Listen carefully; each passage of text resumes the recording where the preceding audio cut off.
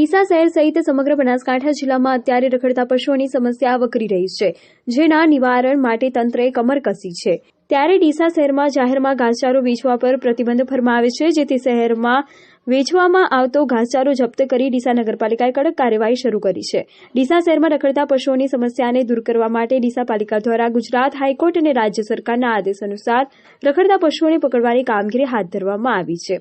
ત્યારે ડીસા શહેર રખડતા પશુઓથી મુક્ત બને તે માટે જાહેર માર્ગો પર લીલો ઘાસચારો વેચાય અને તેના પર પ્રતિબંધ મૂકી નાયબ કલેક્ટર કચેરી દ્વારા જાહેરનામું બહાર પાડવામાં આવ્યું હતું, જેની સમયમર્યાદા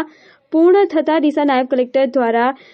ફરીથી જાહેરનામું બહાર પાડી જાહેર માર્ગો પર ઘાસચારો વેચવા પર સંપૂર્ણ પ્રતિબંધ મૂકવામાં આવેલ છે, જેથી ડીસા નગરપાલિકા દ્વારા છેલ્લા 2 દિવસથી ડીસા શહેરના અલગ અલગ માર્ગો પર જ્યાં લીલો ઘાસચારો વેચતા લોકો સામે કડક કાર્યવાહી કરવામાં આવી રહી છે। સવારથી જ નગરપાલિકાની ટીમ ઘાસચારો વેચતા સ્થળોએ પહોંચી લીલા ઘાસચારો જપ્ત કરી ટ્રેક્ટર મારફતે ગૌશાળામાં આપવામાં આવી રહ્યું છે। શહેરમાં જાહેરમાં લીલા ઘાસચારાનું વેચાણ બંધ થાય તો જ પશુ માલિકો પણ પોતાના પશુને રોડ પર છૂટા મૂકતા બંધ થશે। નાયબ કલેક્ટર સાહેબના જાહેરનામાનો અમલ કરવા માટે ડીસા નગરપાલિકા તેમજ ડીસા શહેર ઉત્તર તથા દક્ષિણ પોલીસ પણ સક્રિય બને તેવી લેખિતમાં રજૂઆત કરી છે,